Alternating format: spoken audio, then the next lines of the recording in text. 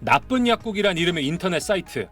창고형 약국으로 시장이 심각하게 교란돼 선량한 약사와 약국 운영자를 보호하겠다며 최근 생겨났는데 추적이 불가능하다고 홍보합니다.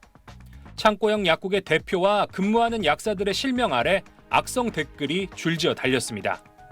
오늘 아침에만 3명의 약사님이 그만둔다는 얘기를 하셨고요. 새로 출근하기로 한 약사님조차도 직접 오셔서 죄송하다 하면서 약사와 약대생들만 가입할 수 있는 커뮤니티엔 약국 내부 사진을 비롯해 대표와 근무 약사들의 사진, 이름, 그리고 졸업한 학교까지 공개됐습니다.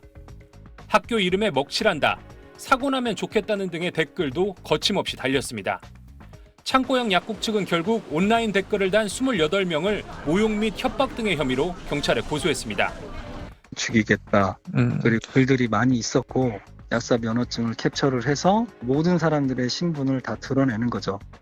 대한약사회는 해당 비방 사이트나 비난 게시글이 올라온 커뮤니티는 약사회와 무관하다면서도 창고형 약국은 의약품 유통시장을 왜곡하고 오남용을 부추긴다는 기본 입장에 여전히 변함이 없다고 밝혔습니다. 지난달 처음 문을 연 창고형 약국은 소비자들 호응이 좋아 2호, 3호점 확장을 검토하는 상황이었습니다. 하지만 약사들 반발이 거센 데다 근무 약사를 몰래 촬영하거나 와서 시비 거는 사람들도 있어 곤욕을 치르고 있습니다.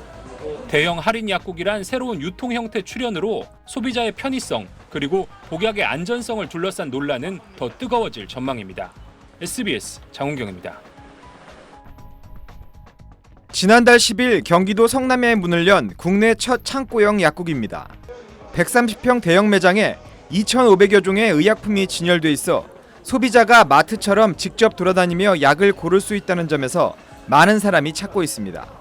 대량으로 구입할 때는 비교하면서 바로바로 구입할 수 있다는 점이 더 장점인 것 같긴 해요. 공장과 같은 인테리어 컨셉에 쇼핑 카트에 약을 담아 계산대로 가져가면 두어 명의 약사가 복약 지도도 해줍니다. 직접 보고 고를 수 있다는 점에 긍정적인 반응도 있지만 동네 약국은 약사님한테 어디 아파요? 그러면 그분이 그냥 추천해주는 걸로만 받아오거나 해야 되는 거니까. 근데 여기 같은 경우 내가 직접 내 눈으로 보고 고를 수 있다는 게 되게 큰 장점이었던 것 같아요. 잘못 먹는 오용, 많이 먹는 남용 등에 대한 우려 섞인 의견도 있습니다. 본인이 선택해서 사는 거기 때문에 아마 원한용할 가능성은 좀 있을 것 같아요. 대한약사회는 창고형 약국에 대해 약국의 공공성을 훼손할 우려가 있다며 부정적인 입장을 밝혔습니다. 현직 약사들도 복약 지도가 부족할 수 있다는 우려를 표합니다. 그 진단이 정확하지 않을 수 있거든요. 약사가 직접 확인하고 상담해주는 과정이 약화되어 있어서 잘못된 약 선택이나 복용 실수가 발생할 위험이 큽니다. 특히 소비자가 일반 의약품을 약사 상담 없이 원하는 만큼 구매할 수 있어 사재기는 물론 약 배송에 대한 문제도 있을 수 있다는 겁니다. 큰 약국이 중앙 집권식으로 이렇게 약국을 하게 되면 동네에 있는 작은 약국들이 사라질 수밖에 없습니다. 그러다 보니 일부 약사들 사이에서는 창고형 약국에 대한 거센 반발도 나오고 있습니다. 창고형 약국에서 일하는 약사들이 환자들의 건강은 뒷전으로 하고 돈에만 눈이 멀었다고 비난하며 약사 커뮤니티에 사진을 퍼뜨리기도 한 겁니다. 저희 이제 근무하시는 약사님들 사진을 찍어가고 본인들 커뮤니티에서 그분들에 대한 욕을 하고 그냥 여기 근무했다는 이유로 그런 말도 안 되는 얘기를 듣고 또 말도 안 되는 욕을 먹는다는 건 굉장히 불합리하잖아요. 창고형 약국의 등장이 향후 얼마나 큰 영향력을 미칠지에 대한 의견이 엇갈리는 가운데 의약품 판매 제도에도 소비자들을 위한 기준 마련이 필요하다는 목소리도 나오고 있습니다.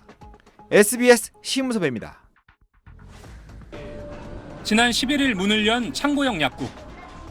430제곱미터로 최근 개설된 약국들 평균의 7배 정도 큰 규모인데 카트나 장바구니에 의약품을 골라 담는 손님들로 가득합니다. 가격은 한 20% 정도 저렴한 것 같아요. 한꺼번에 와서 좀 사는 거 괜찮을 것 같아요. 7명 정도의 약사들이 머물며 약 설명과 추천을 해줍니다.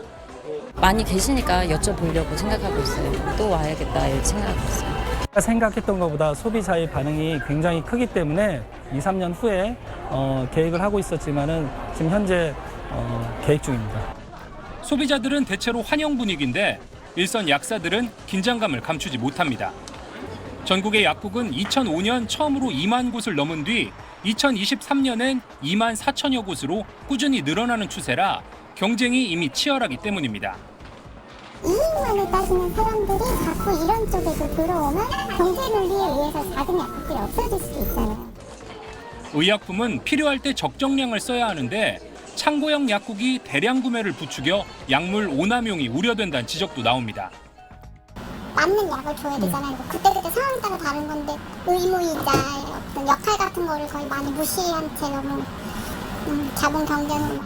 대한약사회는 창고형이란 공산품 판매 방식을 약국에 적용하는 건 약국의 공공성과 전문성을 부정하고 약사의 직업윤리와 정체성을 훼손하는 일탈 행위라고 강하게 비판하면서 적극 대응을 예고했습니다. SBS 장훈경입니다.